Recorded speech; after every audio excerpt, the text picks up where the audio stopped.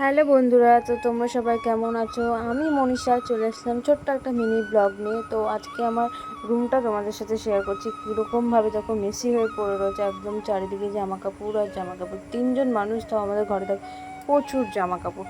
তো রোজ আমি গুছাতে পারি না, মাঝে মাঝে যখন টাইম পাই তখনই আমি গুছাই। তো আর যেদিন গুছাতে পারি না সেদিন এরকমই অবস্থা থাকে। যেমন আজকে আমার মুডটা একটু ভালো আছে তাই গুছালাম।